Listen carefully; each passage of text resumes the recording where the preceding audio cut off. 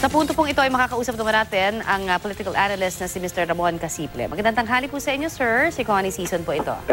Magandang afternoon, Connie. Unang-una sa lahat, ano ho ang inyong reaksyon o masasabi doon sa paghikayat ng UN High Commissioner for Human Rights na imbestigahan po si Pangulong Duterte na pag-amin daw niya dahil doon sa pagpataya niya noon nung siya mayor pa? Well, ano yan trabaho na yan. Narinig siya. Pero hindi niya na kailangan sabihin yan kasi kung talagang may basis for that, our judicial system should work, lalo na yung ombudsman. Meron talagang mandate yan, constitutional mandate to investigate such matters.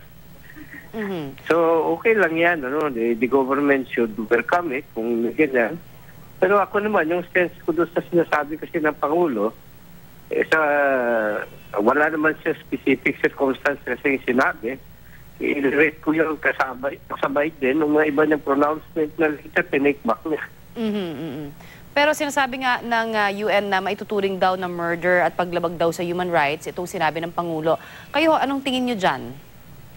Well, mahirap agad judgment na yun Kung investigasyon ang panawagan mo, hindi ka dapat gumagamit ng mga terminology ng murder o may paglabag na ng human rights, Meaning marami kang ina-assume by saying that.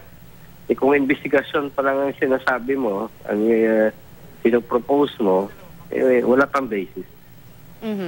Nauna na hong sinabi ng Malacanang na hindi dapat tanggapin ng literal yung mga sinasabi ng Pangulo. Pero ano hong tingin nyo dyan? Ano at ang epekto kaya nito? Dahil maging sa international community, nagkakaroon din ng ibang dating yung mga ganyang pahayag po ng Pangulo. Well, yung denial, simply expected din yun. Malacanang don't want to have an international incident gaya na ganyan. Pero remember, we have this incident before during the campaign, kaya papapanalo pa yata ng Pangulo. Nung si Secretary General Ban Ki-moon, naglabas ng isang statement kaagad na nagkaroon na ng gulo. Ako tingin ko dyan, medyo hinahinay dapat ang UN dyan, kasi it should be an arbiter at the last moment. Parang nagsasalita ka on the basis ng specific incident o specific na mga accusation.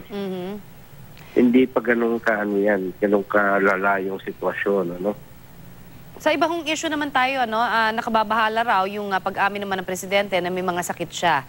Ano hong po pwede kayang maidulot naman ito? At sa tingin niyo ba, kailangan talaga siyang maglabas ng medical bulletin na hinihingi naman ng ilang mga politiko? Well, pinikbak din niya. Sabi ko nga, ito isa sa mga sitwasyon na nagsalita. Wala namang pinanggalingan na actual incident o pangyayari, Pero dahil napakabigat ng topic na binukas niya na may bearing mismo sa kanyang kakayahan na maging Pangulo, napakahalaga dito yung magkaroon ng verification by the constitutionally mandated na mga opisyal. Particular yung ating kabinete, that includes also the Chief of Staff, yung Foreign Affairs, etc. Mahalaga sila na mag-check niyan. Pero ito nga ho ang nangyayari kasi, madalas nga, ayon sa inyo na rin, it is one of those times na naririnig natin ng Pangulo na may ibibigay na pahayag, pagkatapos ay makakabawi din po, babawiin in sort of in a way, ng kanya pong mga spokespersons, paano ho ba yung credibility pag ganun? Wala. Siguradong wala. In fact, ang delikado din, hindi pa yung lack of credibility. Baka seryosohin, gaya nitong statement ng taga-UN, seryosohin yung mga sinasabi niya at gumawa ng mga policy regarding Philippines, at sa kanya. Baka mapapagirat yan ng de oras dahil sa irresponsible yan, yung ganyang mga salita. Given that he is the president, he is the last word pagdating sa mga policy pronouncement. Ito, nangyari dito, obligado tayo lahat, including the media, to desist, from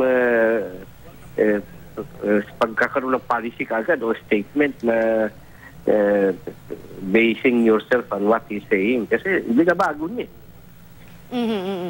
Sinasabi nga ho na whatever comes out of the President's mouth is going to be policy, hindi ba? Pero parang parang hindi po traditional kasi ang ating Pangulo, ano, talagang para kikipagkwentuhan lang, ano, sa kanyang mga kaibigan kapag siya ay nai-interview ng media.